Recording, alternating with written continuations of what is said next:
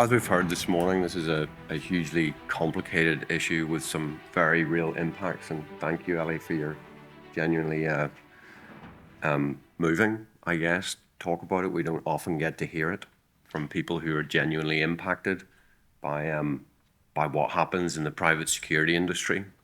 I myself talk a lot to my staff, but luckily, I hope for them and for me as a responsible security provider, we don't often come across such difficult situations. Having said that, we have had complaints and we have had an incident of abuse, which we were able to use the mechanisms and feedback systems and to basically come to a conclusion that protected the victim and led to a good outcome with the client. So I guess I add that little bit is because a remediation process and proper structures and processes within your company can actually help you avoid these issues without actually always focusing on the pay. So that's a little diversion from what we were talking about. But so for me, with private security, running a private security company, there's sort of two sides. It's often the way in business, there's supply and demand, right? We're the suppliers, we have a demand from a client. And one of the crucial things that we always are thinking about is trying to get our clients to understand that they shouldn't go for the lowest bidder, right? This is called the race to the bottom. It's a constant ongoing issue. But I think what we've seen here, both in the research from Ellie and Caleb, is that actually pay is only one part of this equation. There are many other things that you can do to try and mitigate the issues that just, in some ways, just come with the territory, right? The unfortunate fact is that security personnel often take the job because they don't have another option. There often isn't a huge career production, sort of projection. People don't have great ambition when they start to be a security guard. They're doing it as a stopgap. They're trying to feed their family. And to always, I quite often think that to always blame the pay and to blame the client, in some ways can allow security companies to hide from some of the issues that they actually can have an impact on. All right, and many of those have been brought up in what was discussed today. I'm not going to spend a lot of time talking about it because I don't have a lot of time, but also because we can get into the questions. But I guess the things for us is we talked about mandatory deductions. I mean, you just shouldn't be doing it, right? We don't charge people for uniforms. We don't charge them for insurance. We pay their social insurance.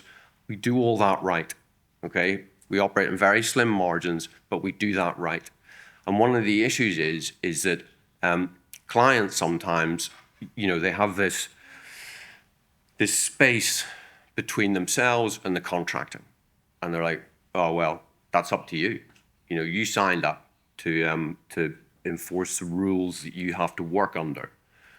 But what I talk to my clients about, and any other client that I get a chance to talk to, is you have to police it. You can't just sign a contract and say, that's okay. And the usual line that I use is, you do understand there's a difference between compliance and ethics, right? Compliance is ticking the boxes, making sure you don't get in the crap. Ethics is doing the right thing. And I think as a security provider, that's what I try and do most around responsible security. It's a message that I send all the time. And I think in some ways, people who work in security, and particularly, the old white dudes, as Ellie said, who often run security companies, right? It's incumbent on us to understand the difficulties, the vagaries, the challenges of working in security. But more than that, we actually have channels to the people who can change this, right? As a security company owner, I have to struggle and, run a very lean operational management.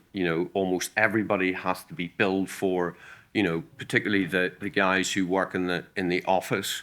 They have multiple hats.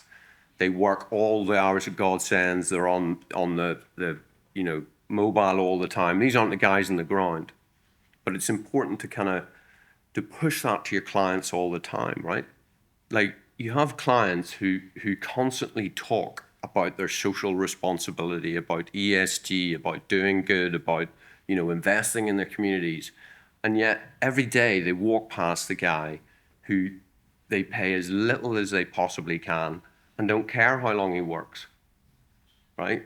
It's incumbent on us, as everybody in this room, to talk to the people who pay for security and say, look, this isn't okay, right? It needs to change. And I don't actually have a magic bullet for that. I don't have a particular way to do it. I can talk a lot about what I hear about less responsible security companies who simply don't, I think as Ellie said, or sorry, Caleb said, they don't pay social insurance. So people then get into problems and they end up not able to claim from the government or insurance that isn't being paid out, but it's down to the clients, it's down to the people who pay for private security. And we are the people who run the responsible companies, people who have the access to the more senior people in the companies. We need to be knocking on the doors and saying the message over and over and over again. And that's really the message that I think is most important in living and working conditions, right? Pay the guys as much as you can, make sure they work as little as you can make them work, give them good uniforms, make sure they've got access to good toilet facilities, they've got cover from weather, and this is stuff you can push on to clients. A client who asks you to put a guy on a gate and says, yeah, the toilet's like 600 meters that way and it's a hole in the ground with no cover. You go, I'm sorry, that's not acceptable. It's human rights abuse. And you can pull that out. I've done it before and I will do it again with a client who tells you that your guard should should use his bicycle or his moped to get to the toilet. I'm like, you do understand it's a human right to have access to facilities. Not got a toilet on the site. So don't be scared to be robust with your clients and never miss an opportunity to message. Because the people who are actually impacted by all this are people like Ellie, and you've heard it from her exactly what the real impact is. Okay, thanks.